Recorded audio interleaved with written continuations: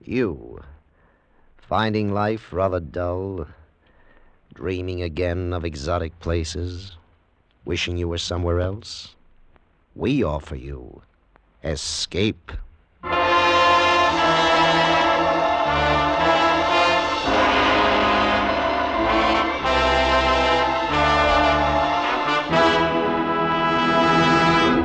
Escape with us now to England and the story of a hard rock miner trapped in a deserted mine beneath the icy waters off the Cornish coast, as Hammond Innes tells it in his gripping tale, The Killer Mine.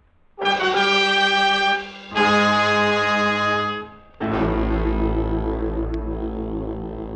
rain had stopped when I reached Penzance just before dark. At the waterfront, there were men dressed much the same as myself, in seamen's jerseys and jacket. Nobody took any notice of me, and I suddenly felt at ease for the first time since I landed in England. I lit a cigarette and fished out of my pocket the worn and dirty bit of notepaper which bore Dave Tanner's address, 2 Harbour Terrace, Penzance, Cornwall. I read the note again. Dear Jim, I hear things aren't what they were in Italy.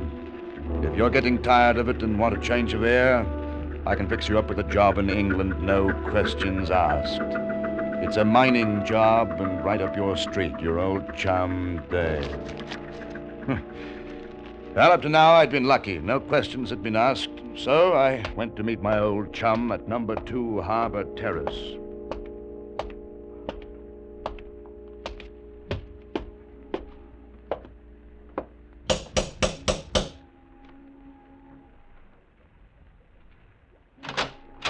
Yes?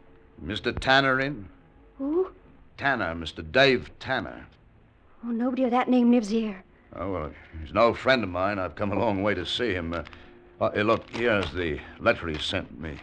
Oh, I'm sorry. Well, look, you don't have to be afraid. I'm not a cop. He's a Welshman, dark hair and eyes, a bit of a limp. Oh, maybe it's Mr. Jones you're wanting, but he's not here now either. Do you know when he'll be back? No, Hello. You're hurt.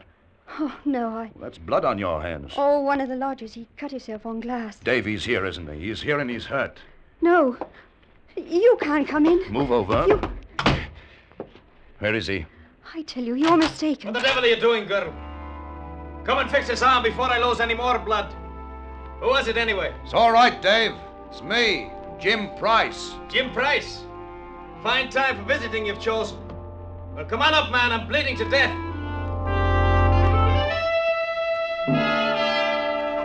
We went upstairs, and inside his room, Dave was sitting, white-faced, on the edge of a bed. He winced as the girl daubed iodine into what was obviously a bullet wound. And then the bandage went on. Hey, not too tight, girl. Well, what happened, Dave? Nothing. It's all right. Tell you later. I'm glad to see you, Bach. Still, Yes, Davy? wrap up some food. Find another raincoat. But you can't go out. Don't argue, girl. It's time to go now. All right. That's better. Now we can talk. You've come over for that job, eh? Yes. Got ashore with no questions asked? I managed. It cost me my last farthing, though. I've got no papers. You got ashore. That's what matters. Well, Jim, it's a mining job, as I told you. Here, help me on with my coat. Yes, well, Easy. Easy, Dave. Easy. There. I want to be shut of this place. Your way's the same as mine. I'll tell you about the job as we go. Where? Where do we go? Crippled Z's tin mine. But there's more to it than that. Oh? Come on. We'll meet the girl downstairs. I've got to get out. Come along.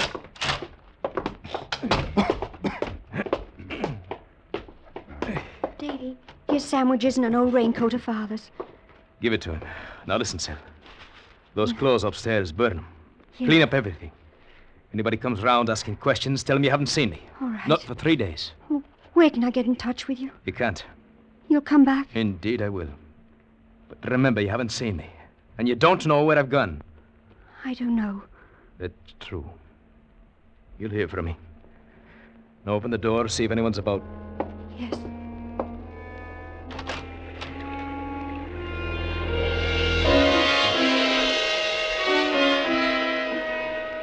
street was deserted, and the rain had started again as we slipped out. We kept to mean, badly lit streets as we made our way out of the town. Then, at the top of a hill, we left the lights of Penzance behind us.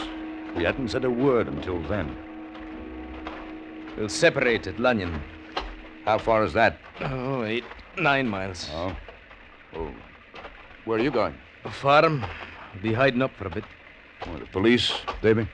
In a matter of speaking, I had a fishing boat, Isle of Mull. We were carrying goods. Liquor? Of course. Picked it up from an Italian boat. A revenue cutter boarded us. They insisted on taking the hatches off. I warned them not to. It was their own fault. I jumped for the other boat. That's when I got this bullet through the arm. How did you get away? We'd booby-trapped the hatches. When they opened them, she went up, sank. Just like that. How many were killed? What does it matter? They're after me, though. What about me? Oh, the job. I told you if you want it, it's yours. Where do I go? Who do I see? Crippled's Ease, just down the road from Butlock. Ask for Captain Manick. Tell him I sent you. Show him my letter. That's all? That's all. He'll tell you what it's about. Come on, I'll step out. I need to rest soon enough with this cussed arm.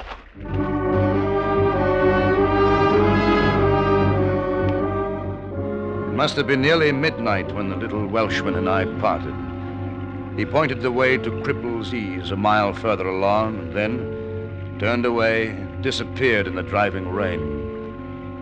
Half an hour later, I found the huddle of abandoned mine buildings. And then against a crackle of lightning, I saw a house. I had reached Cripple's Ease and the job that was waiting for me.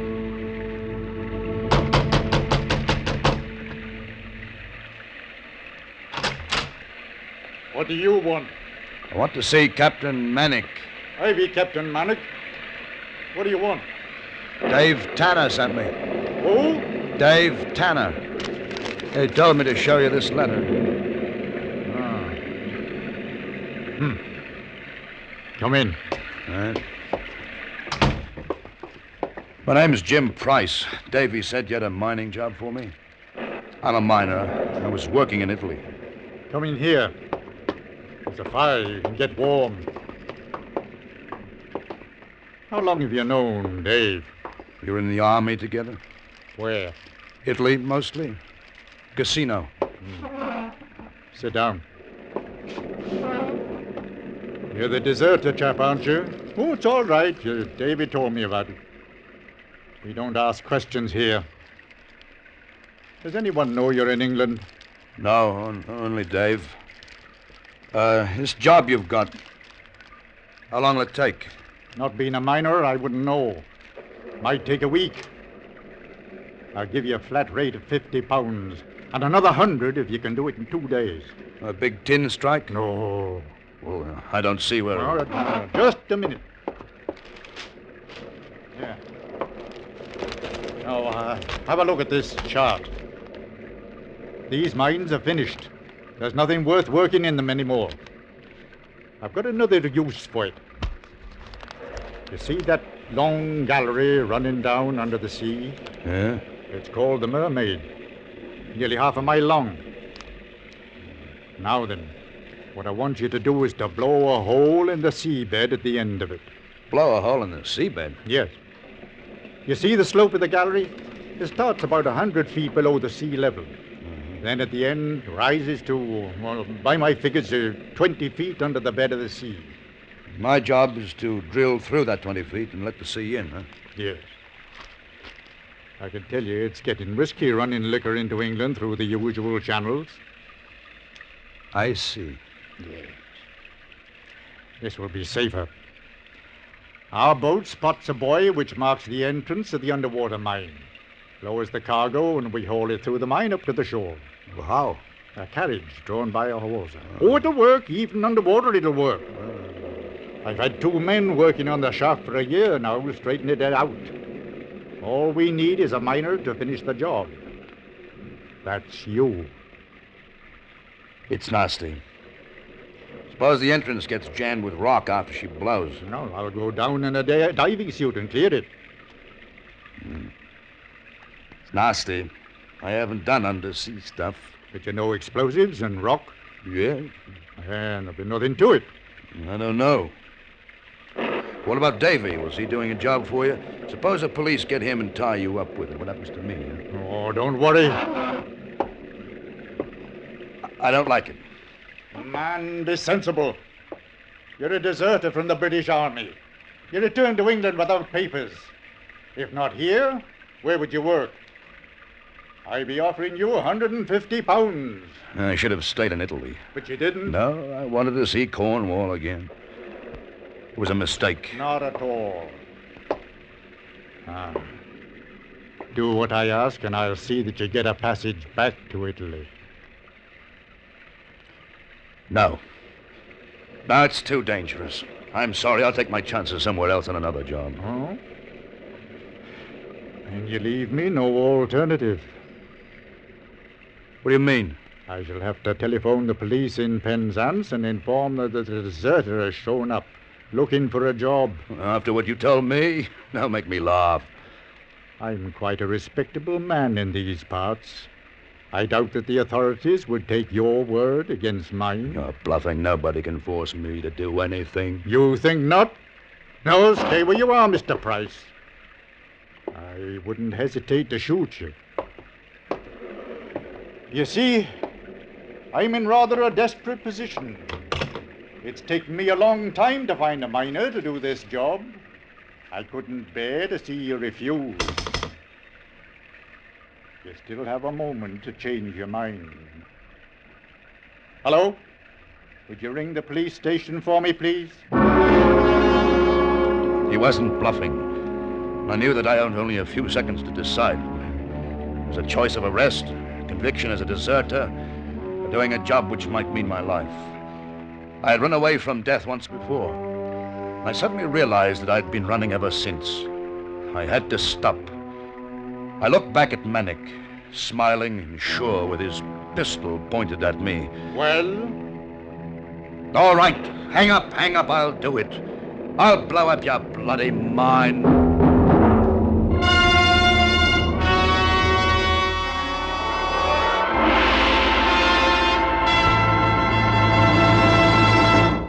Escape, under the direction of Norman Macdonald, returns in just a moment.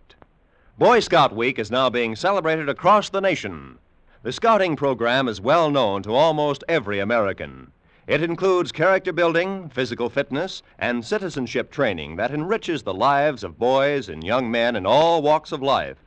Get your son or your neighbor's boy to join this worthy organization. And now, back to Escape.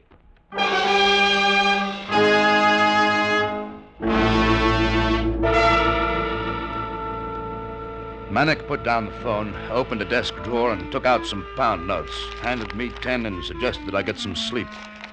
We were to start work at 5 in the morning. I was pocketing the money when the door behind us opened. I looked around and saw an elderly man had entered. I didn't know you'd anybody here, Henry. It's all right, Father. This is Jim Price. He's going to work here a bit. He's a miner. A miner, is he? Well, my boy, it's good to know there'll be a miner working here at last. I knew you'd say it my way sooner or later, Henry. At least we can make a start now. Price is working for me, Father. Working for you? Nonsense, he must work for me. I'll prove to the world that the Cornish mining industry isn't dead. You may as well understand. I'm letting the sea into the Mermaid Gallery. You're mad. You can't do it. I won't allow it. That's what I'm going to do. I won't allow it, I tell you. I won't. You've no alternative. Mr. Price, perhaps you better leave us now. Go to the kitchen across the hall. One of the men will show you to your quarters. All right.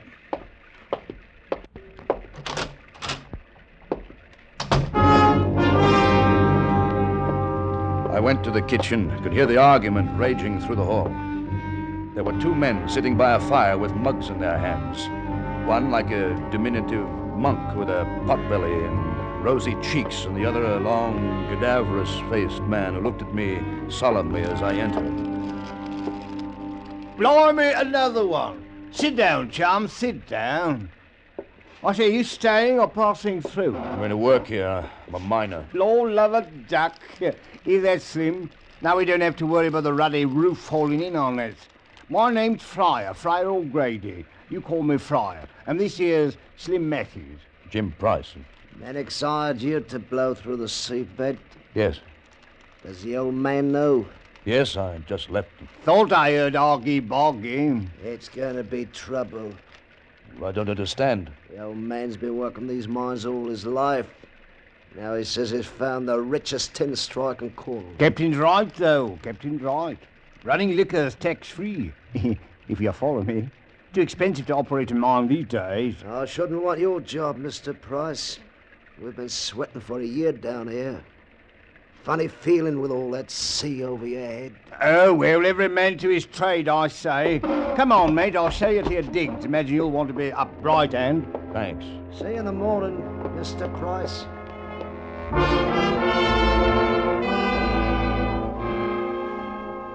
The little cockney showed me to my room, and it was about a half hour later that I heard a tap on my door.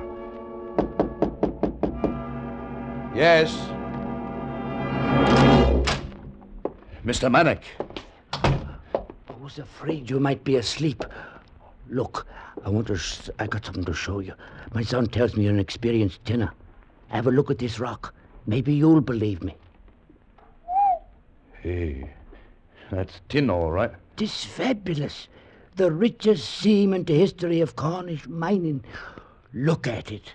And my son, curse him, doesn't see it. He's going to let the sea into the mine. And he's brought you here to do it. You're the man who's going to wreck my life. I'm sorry. It's a job, that's all. You can't. You mustn't. I'd give you £50 more than he's offered if you don't do it. What difference would it make if you'd only get another miner? But that would take time. Don't you see? We would be rich. I'm afraid that... Tis all right, tis all right. Think about it. I know he holds something over your head. He does with everyone. Think about it and give me your answer tomorrow. All right. I will. Good night.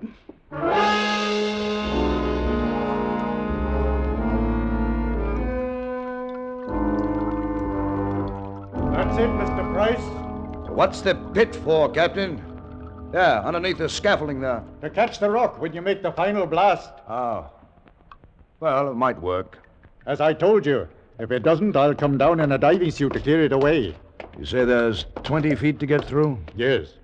There's quite a bit of water seeping in now. It'll be touchy, all right. Granite, basalt from the feel of it. Well, that's what I thought. Well, if it cracks, anything might happen. Yes. By the way, my father spoke to you last night, didn't he? Yes. Showed you the tin. Probably offered you more not to blow the mine. I hope you refused, because if you didn't, I can still notify the police. I didn't tell him anything. Good. Then you can start to work immediately. I'll send Fryer and Slim down to help you. And by the way, don't go wandering around too much. Some of these old tunnels run for miles and you can get lost. And stay out of the shaft that parallels this one. She's the old Come Lucky mine. There've been a lot of falls recently. If she caves in, she'll take in the sea and break through here. I'll be careful.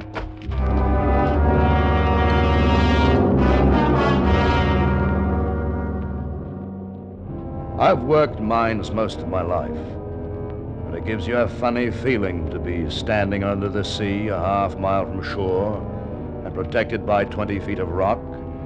Rock that you're going to be drilling and blasting until there's only maybe 10 feet. Then you pray that it doesn't cave in until you're out of the way. Fryer and Slim came down when I started to drill holes for the explosives. As the rock fell away, little streams of water fell, soaking us. It was nasty work, all right.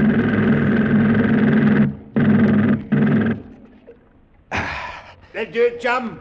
That's enough for the first blow. How many do you think you'll need? 3, maybe 4, depends. Give me the charges. Gotcha. Here you are, Price boy. Oh, lots of water there. There's nothing to worry about yet. I hope.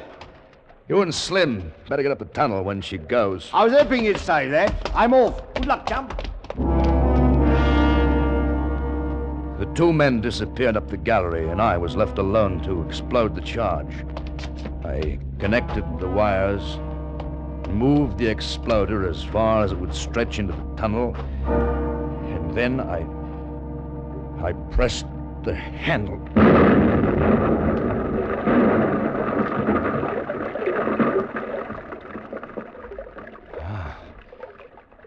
The roof still held. A bit more water trickled in, but she still held. I went back to the entrance for a cup of coffee before starting again.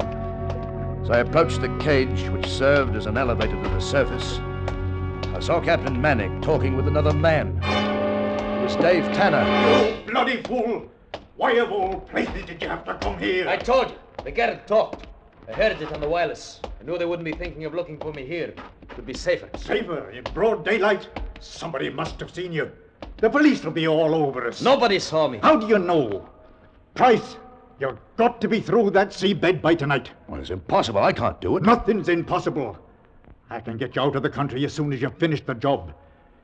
You don't finish tonight and the police come. Well, what do you know? What does that mean? Well, it can't be done. There's too much work for one man. I'll put Fryer on the drill with you.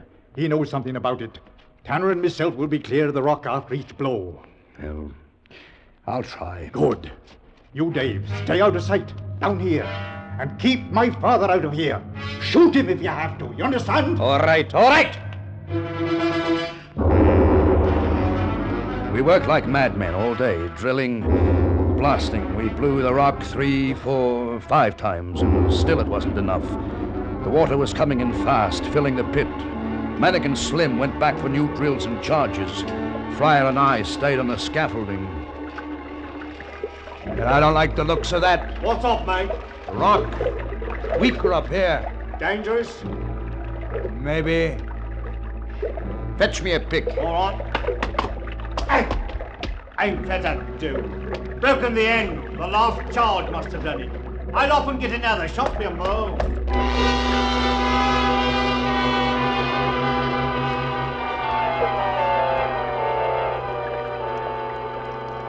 I sat on that scaffolding, smoked a cigarette. Water streamed down the slimy walls. And I waited for Fryer. 5 minutes passed. And then... Mr. Price! Huh? Mr. Price! Mr. Manick! You've got to stop. You've got to. My tin! If you flood the gallery, I'll never get it.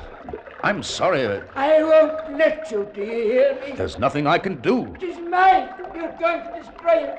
I'll kill you. I'll kill you all. You better get to the surface. Mr. Manick is not safe here. Ah, you'll find out. You'll find out how unsafe it is. He was gone, and I knew he was up to something. I wanted to follow, but I remembered Captain Manick's warning about the tunnels.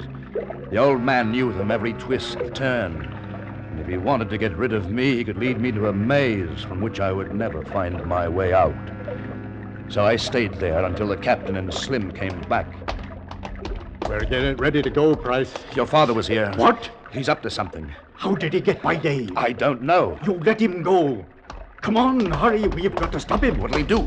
He's going to make sure that we can't let the sea in here. He's mad. They come lucky. Ah, that's what I'm afraid of.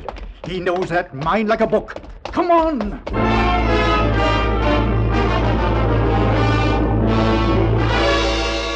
The old man was somewhere in the mine which paralleled ours. If he knew of a fault in the wall, he could allow tons of seawater to rush in, breaking down the walls and flooding our tunnel. We had to stop him. Fryer joined us as we made our way into the adjoining galleries.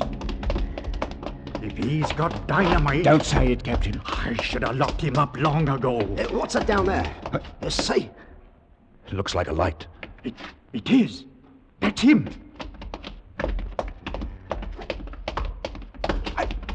He's working on something. The wall. Father! Father! Stop it! Stay where you are. Stay there. Do as he says. Don't come any closer. Listen to me! Don't do it! You'll be killed! He'll drown us all. Let's get out. Say you let me have me tin. Let him have it. Let him. Look. He's lighting a match. Say it. Say it, my son. No, you old devil! Kill yourself! Go on! You're not getting me killed, Captain. No. Come on, Tom, run for it, boy! Captain Manick lay on the wet tunnel floor, blood streaming from a wound where Fryer had struck him with a pick. We ran, the three of us, and behind was the mad old man with his charge of dynamite. We reached the mermaid gallery when it went off. We could hear the water pouring down as though from a great height. And then the more terrifying sound as the tons of sea swept through the maze of tunnels. We ran for the elevator which could take us to safety, and the surface 100 feet above. And the water followed. You could hear the roar until it deafened you. No. Wait, give me a hand. I've twisted my ankle. Sorry, Tom, can't stop now. I could see that blessed elevator so close. Slim and Fryer were almost there. Then the gate clanged and it started up. No, wait. Don't leave me. Use the ladder. Somehow, I reached the ladder, painfully started up the rungs. It was a nightmare, and the water was the monster that you couldn't escape. Halfway up, I heard them in the cage. It's stuck. It won't go any further. Pull harder. I'm trying, but it won't. It won't. Price, can you hear? Price, you're on the ladder. Price, we can't get any higher. We're getting down. I said, Price! I kept climbing, and the voices faded until I heard a gurgling scream. And then silence. And the water stopped its terrible sound. It had found sea level.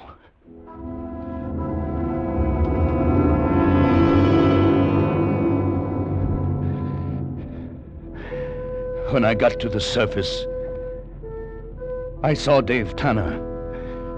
He was standing looking down at me with frightened eyes. And with him were 3 men in uniform. They were the police. I fell into their arms, crying. I tell you, I cried. I was so happy.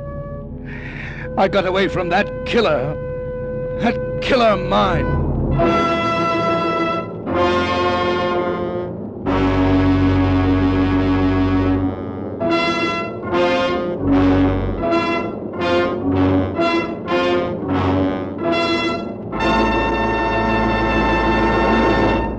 Under the direction of Norman MacDonald, Escape has brought you The Killer Mind by Hammond Innes, especially adapted for Escape by Anthony Ellis. John Daner was starred as Jim. Featured in the cast were Eileen Erskine, Tony Barrett, Ray Lawrence, Wilms Herbert, Jay Novello, and Lou Krugman. The special music for Escape was composed and conducted by Del Castillo. Next week, escape with us to Mexico City and the story of a woman caught up in a terrifying web of murderous intrigue, as Patrick Quentin tells it in his exciting story, The Follower.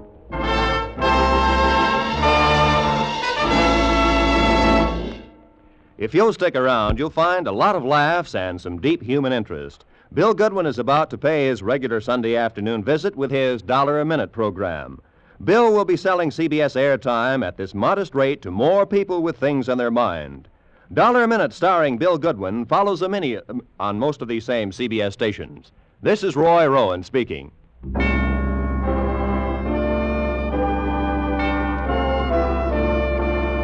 This is CBS, the Columbia Broadcasting System.